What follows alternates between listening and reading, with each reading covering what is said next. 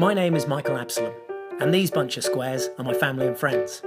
Over the next 8 months, they're going to try and help me make my childhood dream come true, as I attempt to land a role in the next Star Wars film as a Stormtrooper.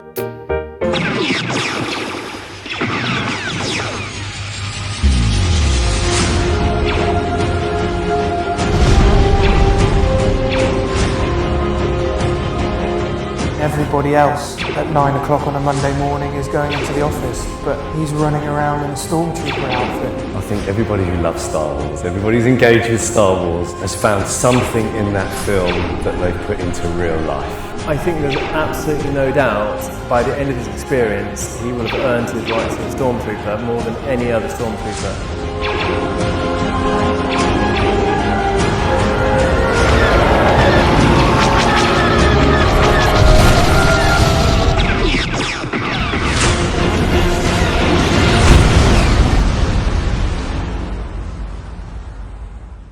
So we've seen 5 episodes. We saw him win in 2 and 3. We lost in the gym in 4 and we lost in the boxing ring in 5. So it's following the real Star Wars theme of you start out well and then you get a setback. So now we're moving on to 6. It's repeating his success in LA here in London, in Leicester Square.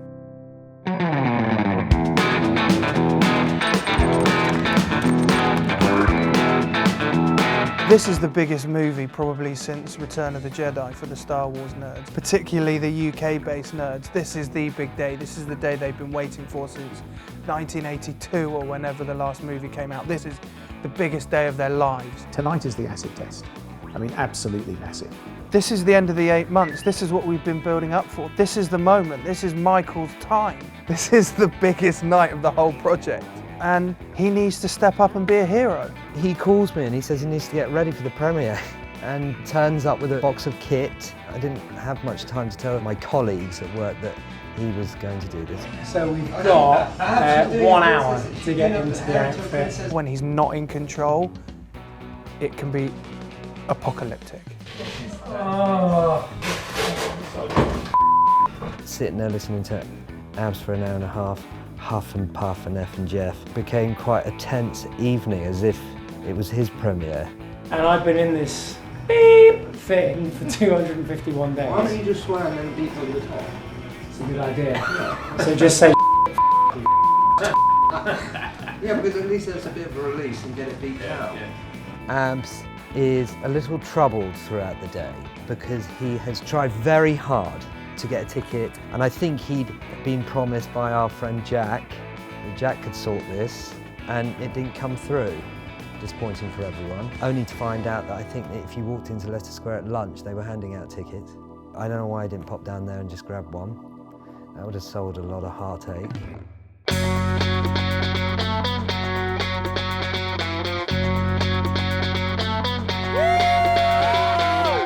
the goal is to try and get into Leicester Square.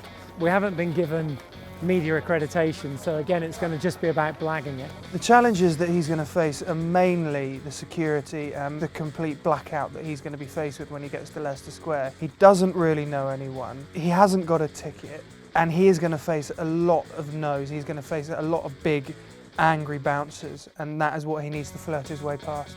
How much money to get onto the red carpet, my friend wants to know? How dare you? How dare you, he said. 100? No. 200. It's not going to work. Friends forever?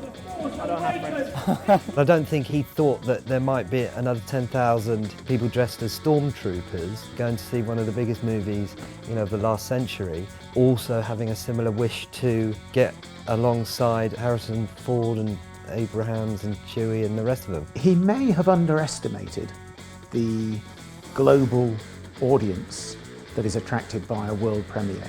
The anticipation is massive. You see like the height of this wall, can you see that? That's what it's like around the whole of Leicester Square. Dead end everywhere we go. You can't get in for love or money. Security are already aware of our presence and like, who are you? At the moment we are no closer to getting in. There's one lady we can call who's in charge of the PR. I'm hoping she can get us somewhere closer. I'm sorry, but the person you called is not available. We're trying to track down a lady from PR who is on the inside there and I can't get hold of her on my phone. Obviously, I want to respect whatever you guys are doing at the same time to get her as well. Michael Absalom. Do you want me to? Michael Absalom. Absalom. Absalom, okay. You say Michael. I spoke to her this morning as well, so. Michael Absalom. Absalom. But it gets to the point where you just know it's not going to happen, and it becomes a little bit toe curling because he's annoying the PR girls, he's annoying the bouncers, he's annoying the other guests. And the only comparison I think I can make off the cuff is those guys in the first rounds of the X Factor when they come on and they start screeching and you know they have to stop, but there's no way they're going to. She's really sorry, there's Okay. no way she'll be able to be on at the All moment. right. Yeah, no problem. You managed to speak to her? Yes, Okay. okay. To speak to her. Well, that's annoying. Okay. That's, yeah, okay. All right, let me have a rethink. So that's that then. In terms of Michael's backup plan, for someone that is so well organised, a stickler for rules, who is someone that is the time police, he's very anxious, he can get very agitated, he always has to have a plan, it has to be laid out in front of him. Which is why it's surprising he didn't really have much of a plan B at all. We'll just take a few deep breaths and walk away from the situation. Hey, how are you? Yeah, I like your helmet. It's the whole thing, nothing is going right tonight. Put a few calls in, get a ticket beforehand, know where you're going, know who the people are, what time you've got to be there, have any kind of plan. At the moment it feels we're very much locked on the outside. I want to break into this Star Wars world. I want to act in these movies and it's so secretive and it's so closed doors. That's not always achievable. Excuse me, can you take a picture? Yeah, of course. During the course of the evening he must have had to stop for hundreds of photos. He must have been there for an hour, 2 hours, purely just hanging out with the nerds. Well, this whole Star Wars world is going on behind the wall. This whole cacophony of sound and music and Star Wars eruptions going on, and Michael's outside with his mates having photos in a Stormtrooper outfit, and it delayed the whole thing. He took his eyes off the prize and he ended up fannying around with all his mates outside having photos when he needed to be in there in the action. Okay, I'm on my tea break, I'm on a tea break. Oh, come on then. He seemed to lose focus. He just seemed for a moment to be carried away in the moment. Maybe just the sheer excitement. Oh, we need that on. Jeez, that's the whole point. Who would turn up in a Stormtrooper outfit? Different strategy. We're going to try a different strategy. It amounted to tapping people on the shoulder, people he knew, people he didn't know, grabbing randoms, trying to walk in with them. Anyone like to give me their tickets? Photos for tickets. You take a photo of me, I take your ticket. Anyone like to give us their tickets? Buying and selling tickets. Good company. I'll buy the popcorn. Photos.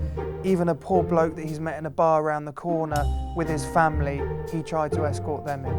And Michael decided the best way to try and get in was to pretend to be his bodyguard. These guys coming through, come on through. And he thought he could walk in a Stormtrooper outfit, down the red carpet, in Leicester Square, to the UK premiere of Star Wars, and pretend to be his bodyguard. And he thought security was just going to wave him through. It was never going to happen. What was I thinking? That is so delusional. That was never going to happen. In terms of how wrong he got it, on a scale of 1 to 10, it was about 11.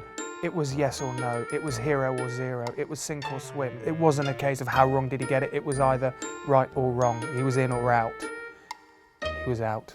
He called me from some dark alley with trepidation. I took the phone call, not knowing whether I was going to see half a Stormtrooper slumped up against some Leicester Square urinal, sobbing his eyes out, which I thought, well, that's it. I think we had the conversation at that stage where I just told him that, you know, if it was all plain sailing, it would make terribly boring viewing.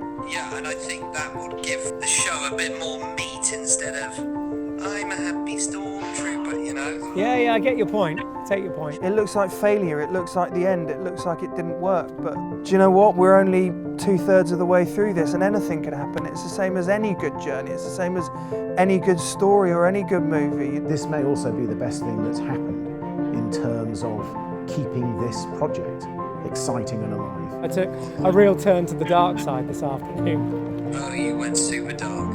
You went super dark. Michael's very good at putting on a brave face, he's very good at laughing at himself, he's very good at laughing at the situation and being happy-go-lucky and making everything into a big joke, but I've known him for 20 odd years and I know that deep down He will be angry and he will be hurting and he will be frustrated and he will be killing himself and he will be dying to get another chance to go and do something else. I always set such high expectations, like of myself, of other people, of everything I do. I sometimes take that a little bit personally and I get so angry and frustrated with myself. I just get over it and get on with the next thing. So that hurts, that's frustrating.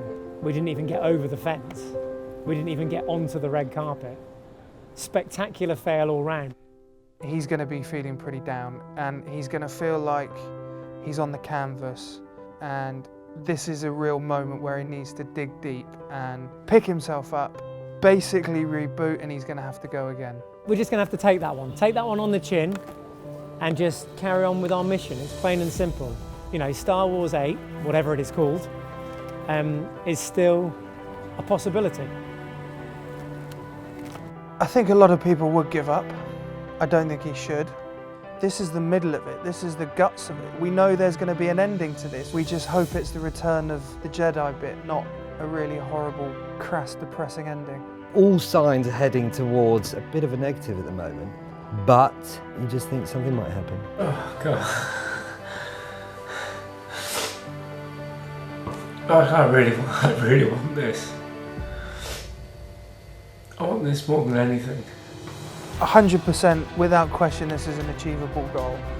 Every time his phone rings, every person he meets could be the thing he's been waiting for. Someone could watch this and ring in 2 minutes. Someone could see it tomorrow and email him. Someone could see a video on YouTube and fire a text message and everything changes.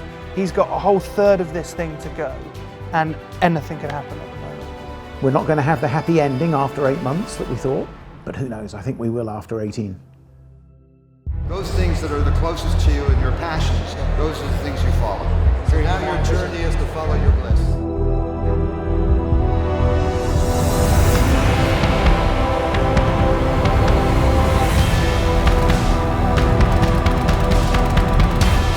It's about chasing your childhood dreams. It's about actually following through and going for it.